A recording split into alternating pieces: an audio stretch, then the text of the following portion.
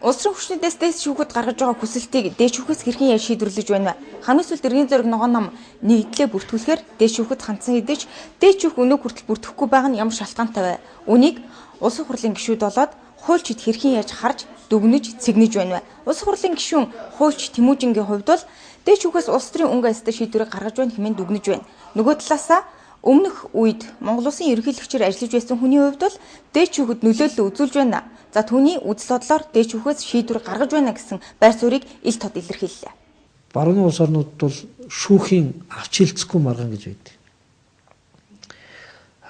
Бодлоготой холбоотой, улс төртэй холбоотой маргааныг бол жишээ нь ингээд дотоод ардчилтаа, намын дотоод ардчилттай холбоотой ийм маргаануудыг бол шүүх хөлөөс авч хэлцдэггүй.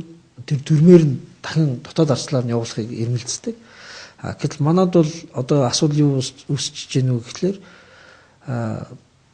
одоо Инхбат оюун эдрийн хэлж байгаагаар бол ногоон намын 90% нь шийдсэн асуудлыг нь болохоор баталгаажуулдаггүй 10%-ийг нь болохоор ингээд хууль зүйн үр дагавартай болгоод ингээд тавьчихаар тухайн намын дотоод асуудалд бол яхаарахгүй шүүх орчлол гэсэн үг л дээ.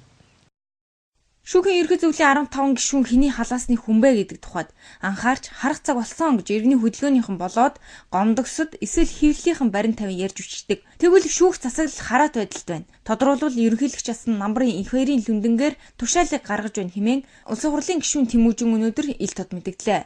Өөрөөр хэлбэл албан тушаалынхаа төлөөсийг өнөө цагт цахиагийн элбэгдэрж ерөнхийлөгчийн үедч шүүгчид өмнөхөндөө төлсөөр байна хэмээн төрийн түвшин хэлсэн юм а. Тэгэхээр биднээс одоо аль нэг намын гар хөл болоод байна гэж харахаас илүүтэйгээр авилга аваад эсвэл ямар нэг нөлөөнд ордог шүүх гэдэг бол дотоодын улс төрийн намын нөлөөнөөс гадны улс төрийн хүчин эсвэл улс дамсан корпорацийн нөлөөнд орчдөг гэдгийг л харуулж байгаа. Одоо улсын дээд шүүхийн шийдвэрүүд зүгээр нэг аль нэг улс төрийн нам гэхээс илүүтэйгээр яаж яана гудамжинд байгаа эсвэл эрх мэдэлгүй байгаа бол өмнө нь эрх мэдэлтэй хүмүүсийн гар хөл болсон хэвээр байна л гэдгийг харуулж байна шүү дээ.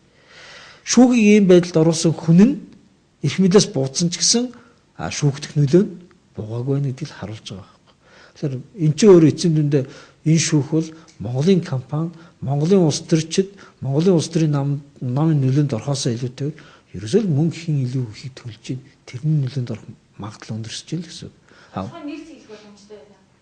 Би бол одоогоор бол бодиттой материалуудыг авч үзэх учраас нэр бол хэлж мэдэхгүй байна. Гэхдээ зүгээр тэгж хардж байна.